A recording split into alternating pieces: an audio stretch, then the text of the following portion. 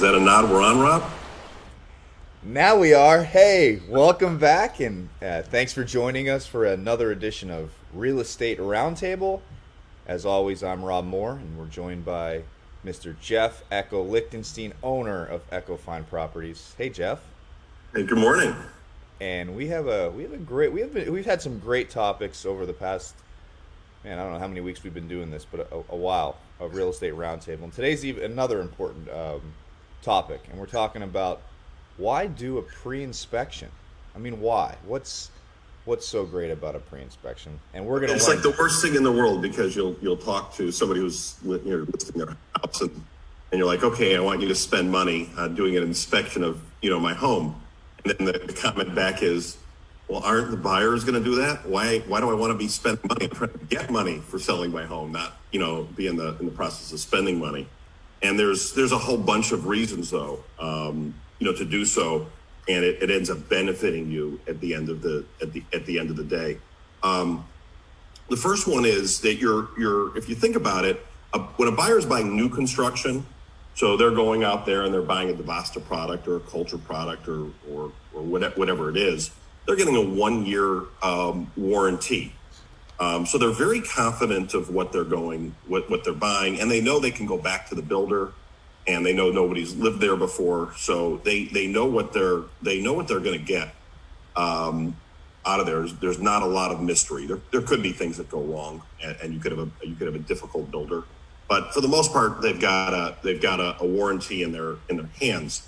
And what you're doing here is you're really doing the same thing. When you do a pre-inspection, you're trying to mimic the same thing, and you're making your purchaser of the product more confident in what they're doing. And that's, in a lot of ways, it's as good as you're going to get to, like a warranty. So an inspection really, it's the same inspection that a buyer would do on your house. And when they do the inspection, they're going to go through everything. An inspection is they're going to look at all your appliances and run them. So if you got dishes to do, put them in the dishwasher. Same with the washing machine. They're going to do a termite inspection. They'll do mold if you want it, or if they see evidence of it, they'll do it, and they'll look for wood rot that's all around, and they're going to come up with this big report.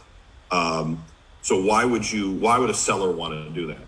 And it's you can, once you find out what's wrong with the house, you're able then to tell the buyer that, or at least I am when I'm selling it. My seller wanted to make sure that this was as smooth of transaction as possible, and they want it to be really good product that they're selling.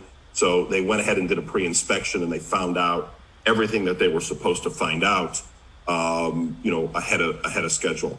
And the buyers, at the front door, when that's told to them, one of them usually says, "I like that." And the comfort level, goes down when they're coming into the house, and they're not looking for things as much, and they're not thinking about it because they know that pre-inspection has been there. So the confidence level in the buyer is the first reason. The second reason is that I think offers come in higher when you do that too, because a buyer, when they're walking in and they're making an offer, they're leaving something in reserve because they figure there's going to be something that they're going to have to do in the inspection process, and that means I better hold back a little bit. So if they're going to offer $500,000, and maybe they offer, maybe they're offering $490 instead, because they want to leave a little wiggle room for themselves for surprises that happen afterwards. So that part is, I think buyers come in more. It also, I think sometimes they write an offer on something because they feel more comfortable with it. Some of that's going back to confidence.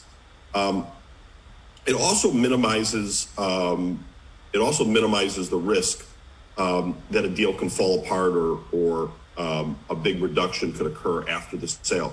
So meaning you'll have somebody, they put together a contract, and then they do their inspection, and they find the long laundry list of things that were there to be done. and you'll have a percentage of people who will just cancel the contract. There's mold, I'm out. There's termites, I don't want to buy a house with termites. You'll say you're going to fix the termites. They don't want to hear anything of it. Or the other thing that they'll do if they want it is they will find the most, and not only the best, but they will find the highest quote for air conditioning repair. And if you don't use their person because they don't trust you at that point, then they are, that's your deal's falling apart. They are, they are. You'll have to overcompensate in the repair process and not use who you want to do.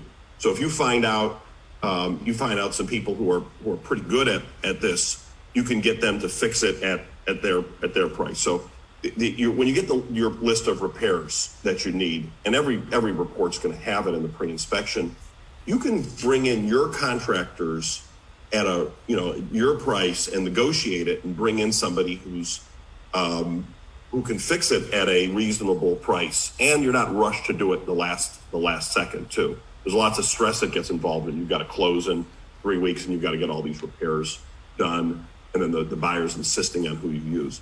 I recommend that you use licensed people.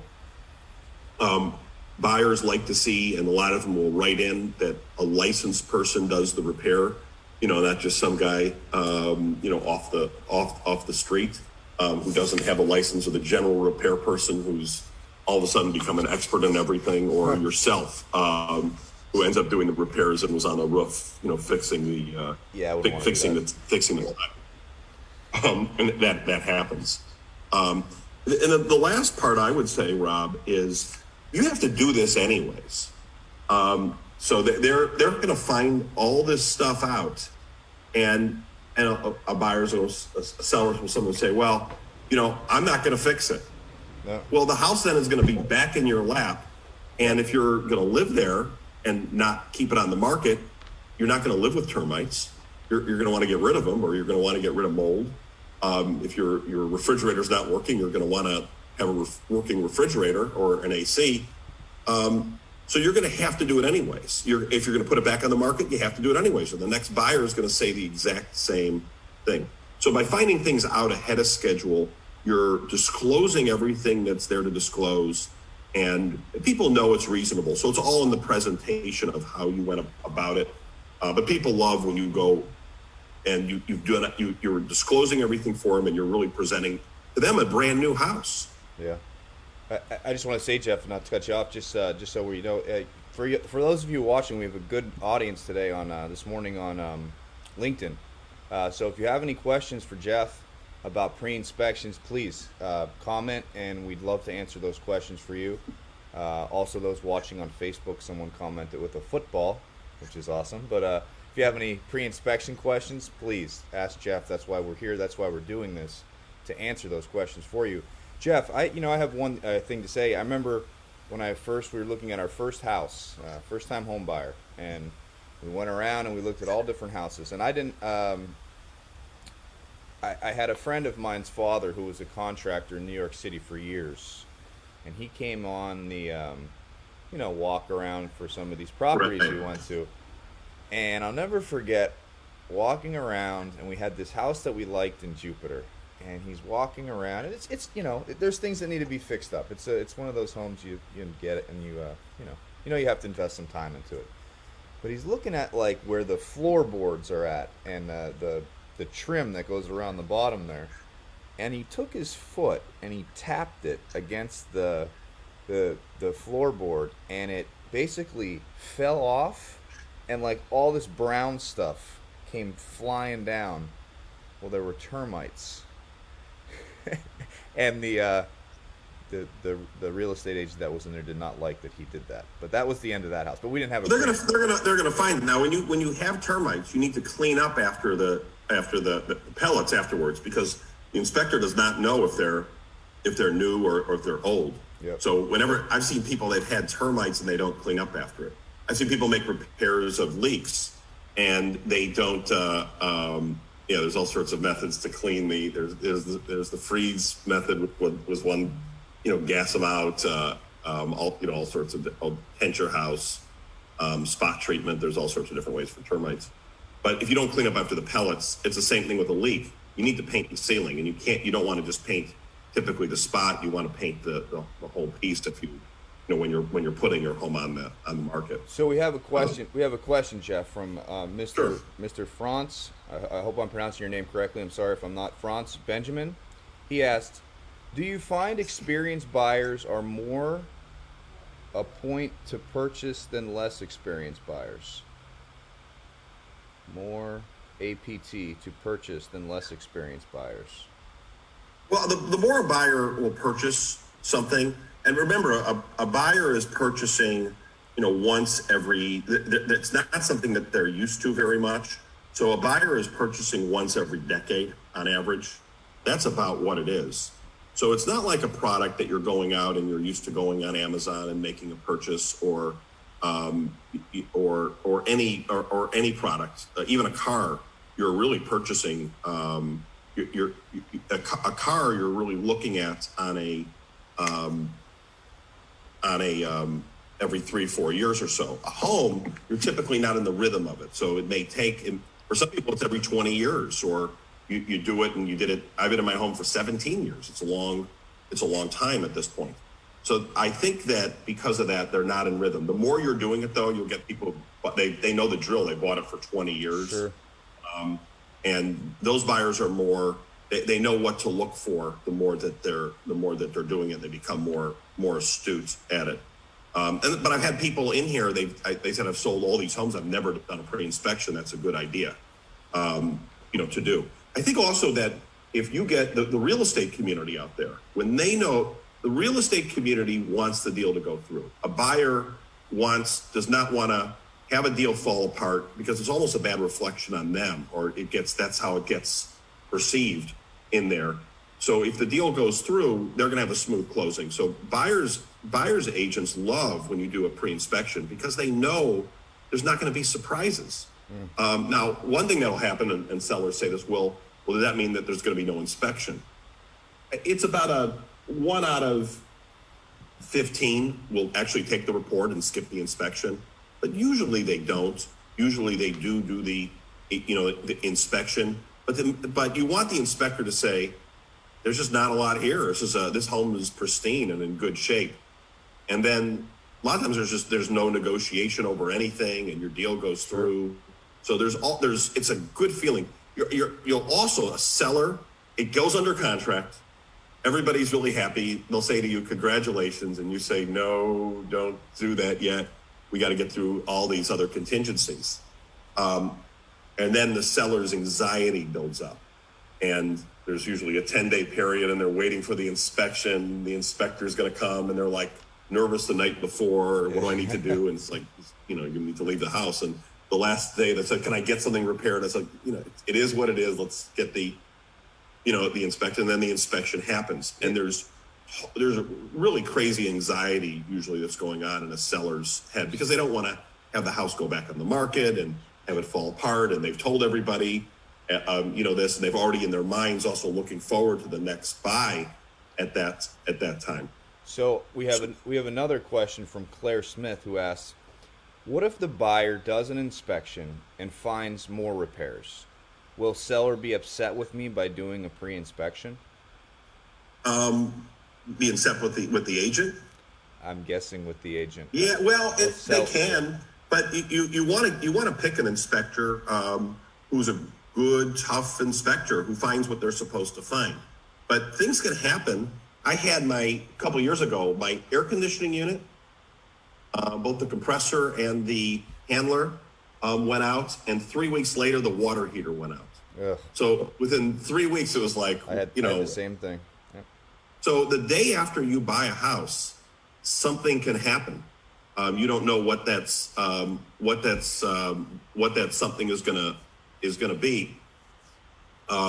But things happen, and an inspector is not going to find everything. And there's inspectors who have different styles of it. But you want to pick a good inspector to do it, who does a thorough job, who finds what they're supposed to find. Now, when that, and and you've got to, from an agent perspective, you've got to prep your clients on that, so that if there is these one or two or whatever, however many things that happen, you've got to say, hey, you're going to have new things that are going to occur, but they're going to be limited.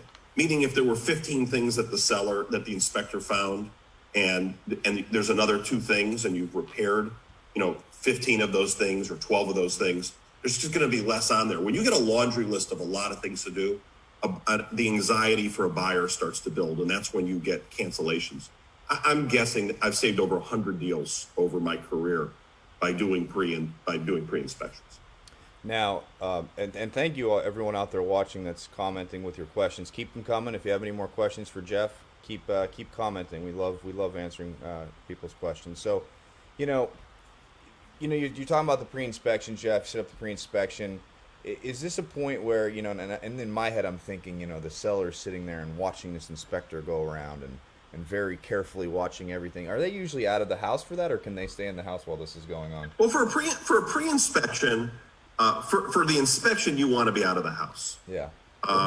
The buyer, if I'm representing a buyer, they need to hear the summary. Mm-hmm. Even if they're out of town, I want it over a Zoom or something like that, so they understand what's going on. But the seller, for the pre-inspection, they can be there, but you want to let the inspector do their job. Sure. Because you'll slow them up. And the inspector will explain everything to you at the summary, and a good inspector will walk the house with you and show you everything that you need to know during there. And they give you a written report with pictures. Most of them do today. So you're going to learn everything you need to know. But if you're following the inspector around in the attic, and for the inspection process, if you're on the inspector's case, it's like arguing with the umpire in baseball. Yeah, you're out getting bad calls. Yeah. Offer them some, treat them like you would anybody else, a glass of lemonade or coffee or whatever, and then let them do their job. And you really don't want to be there while they're doing it. And if so having the I switched my. Sorry, hold on one second. We had another question coming in there. The only reason why I asked that, because I'd imagine, the seller maybe knows some things that I'm not saying they're doing this purposely, but maybe there's some things they know that are going to be issues, and they're hoping the inspector doesn't find, so they're carefully watching. And is there a way to, once that pre-inspection's done, now this is a weird question for me, you have the pre-inspection done, and I'm the seller, and I disagree with Mr. Inspector that came in, and he said that there is some signs of mold underneath my kitchen sink. Well, that's a lie. There is not mold. Can I have my own inspection done to go over his inspection? Does that make sense? You can, but usually there's a reason, for something. You're gonna bring in your repair people to look at it, yeah. And they're gonna diagnose it. So if they say, the air conditioning's working fine, it's been checked out, you look at that. If you have mold, is always going to be air sample tests when you get down to it. Mm-hmm. So the science of it's not going to lie. Either it's going to test for an elevated, part of mold, or it's not on the air samples. An inspector on a pre-inspection with mold is really only going to be able to tell if there's signs of a problem. They can see if there's dampness on a wall or something, and it looks like there's a leak there. And then you got to open that cavity up and see what it is. But I had to remember a couple years ago, I had a home, and daughter took father had passed away in the house, and he was remodeled, he was fastidious, and I brought up doing a pre-inspection. I almost said, don't do it, because it's just been remodeled, and the house looks perfect. Mm-hmm. And the moment I said it, it was one that everything's got to be perfect. So she did it. In the master closet, there ended up being a wet spot on the floor. It was wood, mm-hmm. from a pipe, and there was mold. And then it took about a month to fix it. But because we did that, it was on in time for season, and then it went under contract, maybe 4 to 6 weeks later. The problem is, if we waited and we never did that, and we said, forget that, let's not spend the money on that, and then that 4 to 6 weeks later it goes under contract, and then they find the mold, there's at least a 50% chance the buyer's going to cancel it.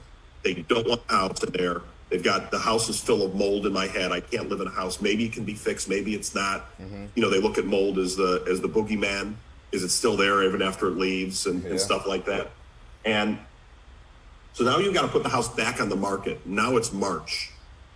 And you've lost January, February, March of season.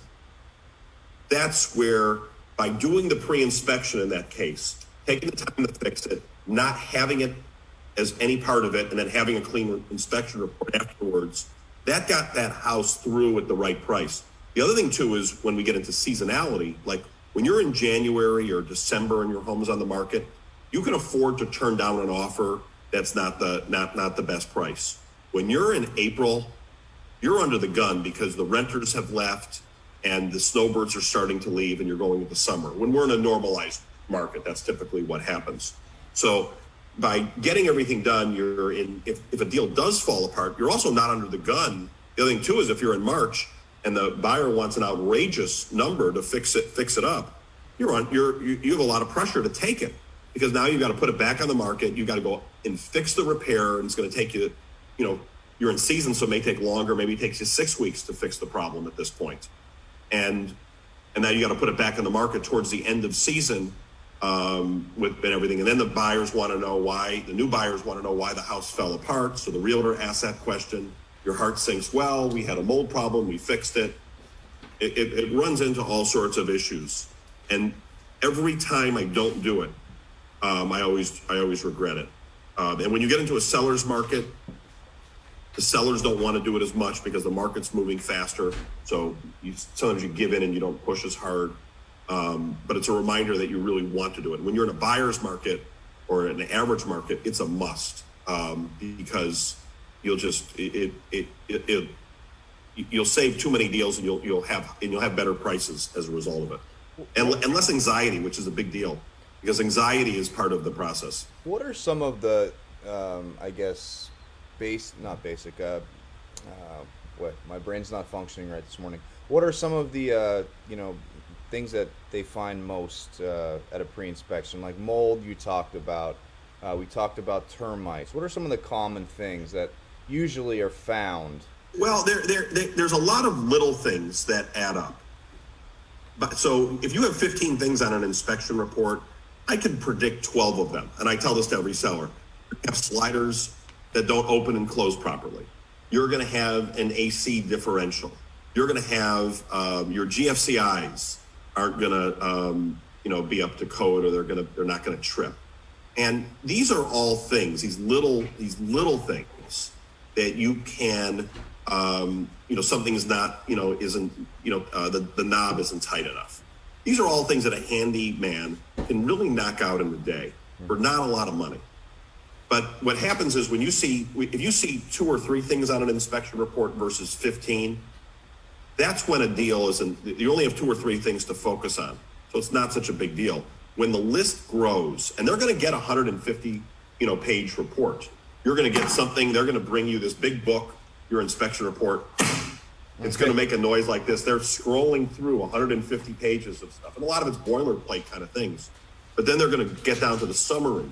And if that summary has a lot of items on it, so if you can eliminate a lot of the little things, the big things that you're really looking for are going to be your big ticket items. It's going to be your roof. It's going to be your floors if they're not bonded. You get that a lot with tile floors where there's some error that's come in there. That's the worst thing you can see on an inspection report because a lot of times you got to replace the whole floor. Is that where they do like the knock test and they'll see if there's like a Yes, but you can repair that. Yeah. There's some repairs that you can do and you can fill that in. That saves a lot of time. That can save you a lot of money and a deal. Mold's usually not as expensive as everybody thinks it is. It happens a lot. It's a lot of times what the biggest thing where mold comes in is you've got a sprinkler head that's hitting the stucco, and then a crack develops, and then it gets in the wall. And then you see a little wet spot, or you're not even aware that it's there, but that the inspector's eye knows where to go for it, and then you repair it. And they take plastic, basically, they section that part of the wall off, and then once they go, they'll go in to the wall through the plaster, and then they eliminate the mold, and then they repair it so there's no crack there. They repair or move the sprinkler head, and you don't have mold anymore. Mold's not going to grow the type of mold that we're talking about without moisture. It needs water, like a mushroom or like a dandelion. If it doesn't have that, it doesn't have a source of energy to grow. So once you kill it, it's not a big deal. So it happens. It happens all the time. So it's not if it's isolated like that, it's really not a big deal. Then there's bigger cases of mold, and I've only seen them a handful of times in my career, where it becomes a really major problem. It does happen, but the bigger thing is the buyer a lot of times just doesn't want to. You get a certain percentage of buyers where they just hear the word mold, and everybody's got to be talked off the ledge. Yeah, they're done at that time. And I've got to go through this explanation. I don't, it's my realtor. He just wants the sale. They're talking to the inspector about it. Then, their friend, comes in, and the friend hears something and says, "Well, don't never buy a house with mold," and then the deal's off. And so that happens a lot of time. Yeah, the mold is one that I've always heard people they freak. But I termites, by the way, I've never seen a termite bill over 10 grand, and ever with anything. Termites are correctable. But it's something people just don't, they freak out, especially if they're not from Florida. They don't want a house with termites. And there's lots of, there. So I would say that mold has the potential to be a big ticket item. Your roof has a big potential. It's something that buyers really ought to be looking for, is the age of the roof. Because if it's a 15-year-old roof and it passes, you only have so many years out of it. So you've got to think about what that is. Air conditioning units, obviously can be, and air conditioning units don't last as long as when they made them, 30 years ago. Your water heater can be. Water heaters last longer. Sometimes if the water heater goes and you can put in a tankless one, it's a benefit. Yeah. So there's some of the stuff is really good. Yeah, we had the issue where our AC went, and then 2 weeks later the water heater went. So that was fun. Being a homeowner. Did you put a tankless one in? We did not, but I should have.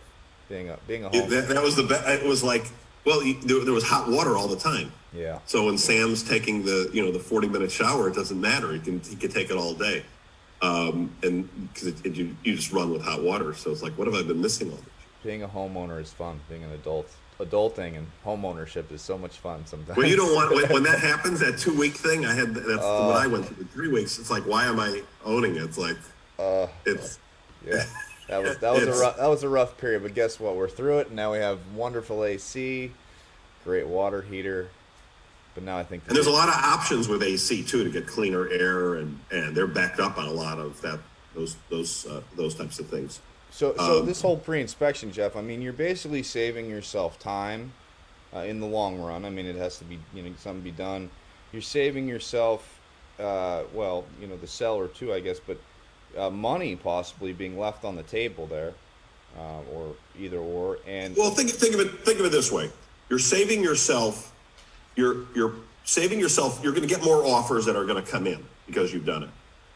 You're probably going to get more money out of it, both in the offer coming in, and in less repair monies that you're going to have to dish out for an expensive repair versus a reasonable repair, and you're going to have a better chance of the deal holding together in the inspection period, because there's not going to be as much in the inspection period. Those are all, and your anxiety level, which you're not thinking about so much. Peace of mind. But the stress level of all this, of selling a house, is a big deal. It's behind death and divorce. It's number 3 on the list. Selling a home, it really is. So it can lead to 1 and 2. So. You want it to be as least stressful of a process and as smooth of a process as you can. There's nothing worse than when we get a call and we get an email from the buyer's agent that says they're canceling the contract. Good luck. And I've got to pick up the phone and call the seller, and their heart drops. It's like they've been rejected, and then they've got all these repairs that they have to do anyways. And it's like, in there, double whammy. Yeah, then they got to explain to a friend, well, the deal fell apart, and what's wrong with your house, and so it's a whole Now, whole thing. now And you you're getting excited about moving on to your next place too. now you've been in the real estate business for how many years? 20 years. 20 years. So you've seen a lot of things over your time. Uh, Good, bad. What is any crazy story, any crazy pre-inspection story, or things you're like, holy crap, that was found during a pre-inspection? Any memorable pre-inspection stories? I know I put you on the spot there. 20 years going back in the brain, thinking anything that really comes to mind on a pre-inspection story. Put you on the spot. The story I told you was a good one because I didn't inspect anything. Yeah. I don't think though I had a They didn't find like a buried treasure when they were inspecting or anything like that. No. No. no, nothing really weird. Sometimes you get some usually what happens is the clients who are organized Yeah.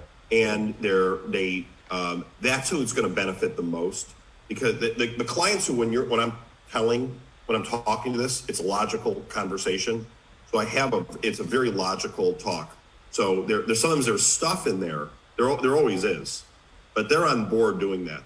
It's the harder ones to do are actually when you get somebody who is cheaper and they don't see they don't want to, they just don't want to deal with it, or they could be hiding something in there. That's who doesn't do it. Mm-hmm. So sometimes I don't get to a lot of those people that's in there. So I can't think of anything That's fine.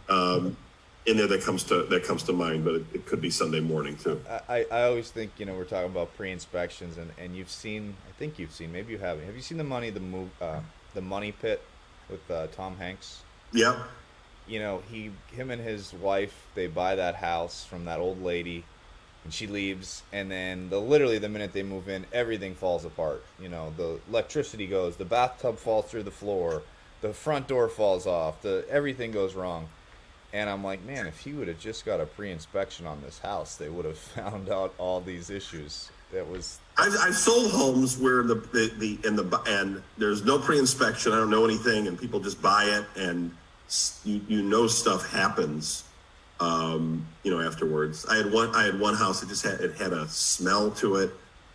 Early on, I was like Seinfeld, at the door, the sliding door. I had to air it out and do all these things. And afterwards, people came back and just had this odor, to it. But not something you'd find in the inspection. I mean, there's weird stories. There's lots of bizarre. Here's a question for you: if you have if the pre-inspection's done and we go through the list and it's finished, and contract goes through, and I move in the house tomorrow, and I don't know, we find something. I don't know how to. A pipe that was cracked. Water turns on. Now there's water coming out of that pipe. Is that no? It's a cutoff point. Once you close, you close. Done. Now you can get warranties on appliances and things like that. If you're buying a house, the roof's been replaced. A lot of times the roofer will give, as we talked about when we interviewed the roofer a few weeks ago, that you'll get a 10-year warranty on a roof typically. And if you're buying a house, you want to make sure that roof is transferable. Hold on one second. I'm gonna let you talk, Jeff. I gotta answer the door. So just give me 1 second. I'm sorry, because the dog's gonna start barking. See, this is live. This is what happens on live thing. So I'll be right back. So what were we talking about? So you have to fix when you're doing these inspection reports, and the minute that's the dog barking. All the repairs that need to be done, you got to catch it the day you're doing it. Once the sale's over and it's transferred over, something could break 3 days later. It could be like what earlier with the air conditioning and the roof. Everything else that happens is new, because it could happen to me tomorrow. My air conditioning could go sometime today, and that wasn't the case tomorrow. What I was saying. Sorry about that. Good? You get any good delivery? It was the neighbor next door. He wanted to know. He's talking about his fence, and I guess we're having the discussion of putting a fence up. Well, he is. So Sorry about that. That was Are you going to split the cost of it? I don't know. That's what it was. It caught me off guard. So I said, I'm in the middle of work right now. I'll come over to your door and knock. They just bought the house next door. They're fixing the property up, which looks great, by the way. They're doing a good job. Yeah, a fence usually is a benefit especially if they put it up. Yeah, he's talking about the PVC fence. I guess that's the plastic fence. We'll see. All right. Got caught off guard with that one. I apologize. That's what happens on live LinkedIn and Facebook. To answer your question, because I couldn't even get my thoughts together when you left for a second, it's a cutoff date. So you close, on Friday and Saturday, something new breaks. Or, the only thing that can happen is if you're aware of something and you don't disclose it. Mm-hmm. So if I'm aware that there was a problem with my AC and I put in, I just filled it up with fluid. And it's still working, but I know it's on its last legs, and I didn't reveal that to you. That's where you could have some recourse as a buyer. I was gonna say, but how do you prove that? How do you prove that I knew that? I could say you'd have to prove it. You'd have to prove it. Yeah. So a lot of times you can prove it if you had an AC person come over here, and usually that's what happens, and they. Let me just put a Freon in it and we'll get you through the next 3 weeks. That's proof of it. Most people are just not like that, though. And, if you're a real estate agent, you get a client like that, just run away. You don't need that. We have one. And you sometimes when you have somebody like that, it's just not worthwhile because the whole process is going to be awful. We have another question, Jeff, that just came in from Miss Claire Smith. She asks, should you do a pre-inspection in a seller's market? Yes. It's this, whether it's a buyer's market or a seller's market, you're always able to get more money for a home. You always want to sell it at the highest price in the least period of time. And you get cancellations. You get a lot of cancellations actually in the seller's market because buyers are also, they're tying things up. Because they're using that as-is period, that 10-day as-is period. They don't want to lose a deal, and then they're canceling it. So there are cancellations that we're getting in this market. It's going back and forth on the market. And that, sometimes they do the inspection, and then they cancel it. And you go through the same principles apply with it. So I say that you would. I think it's always a good idea to do. Is it less as important, if you just weight it compared to a buyer's market, to an extreme buyer's market? Yes, the answer is, but I've always regretted when we haven't done it. Very good tips there. And wonderful questions coming in this morning. So thank you, everyone that's watching and that's put their questions forward to Jeff. We do these real estate roundtables every Sunday morning. So 9 o'clock, get your cup of coffee, maybe lay in bed. If you got breakfast in bed, even better. Watch Jeff, myself, and we bring on some special guests also too. So we'll have contractors on, people in the business of a whole bunch of different things, talking about their expertise. So make sure you join us. We're streaming on our website, www.echofineproperties.com, Facebook, LinkedIn, YouTube, Vimeo, Twitter. Did I miss anything? That's a lot. No, it's a lot of stuff. So look for us. And Jeff, these have been very, very great for people out there. Clients, past clients, future clients, anyone interested in some of these topics. And this was a good one today because I think people do wonder about pre-inspections. Well, everybody's going to put their house on the market at some point who owns it, and this is something this is one of the keys to the process. There's lots of little, secrets like this. There's more people who know about it today, but 15 years ago, nobody. When I was doing a pre-inspection, nobody was doing it. It's just great. You get to the front door, everybody came in. Just want to tell you that there's a pre-inspection that they did, and they've done all the repairs for it. So it's basically you're coming in, you're buying a new home. They just want this to be a great experience. And then when you hear, I like that, they're coming in with a lot of positive energy, and they're not thinking at that point about repairs. or who am I buying the house from, and is this are they hiding something like that you were talking about before? That anxiety goes out the window, and they can enjoy the house in there, and the confidence level goes up. They feel like they're buying a new house. Awesome. What do you got on tap for today? Anything good you got going on today? Some football. Football, yes, football. And more football. Is your guy, this Zach Ertz, I have to play him because I've got a player hurt. Is he got me a half a point last week. He had like a catch for 6 All right, yards. so here's the way I look at this. For those of you that are watching, I'm a diehard Philadelphia Eagles fan, and it's been a rough And I've go. got Zach Ertz on my fantasy football team, which I thought was great because I got. So here's the problem. We have absolutely, although the kid that they have, Folgman, his name is, guy's a practice squad guy, comes on and lights it up the past 2 weeks. Amazing. Great story. Went to Old Dominion, walked on at Old Dominion. Love those stories. But we have no receivers. Deshaun Jackson's out. Alshon Jeffrey's out. We have no one. We're decimated at the wide receiver spot. Offensive line, decimated. Lane Johnson's out again today. One of the best right tackles in the NFL, out. Zach Ertz is taking on a lot of double teams. So, Jeff, it'd be hard for me to say to play him. Now watch, today will be the big game. I don't have a choice now. But I thought it was like he catches 90 to 100 but in 16 and this year he's like awful. But think about it. Is he hurt, or is he just got? Well, I think there's a lot of different things I think going on personally. But think about it. When you have no other weapons, and you know that's the weapon you have to focus on, they're double teaming him a lot. So they don't have to worry about the other guys. They're double teaming him, taken away from what he used to do with some other weapons on the field.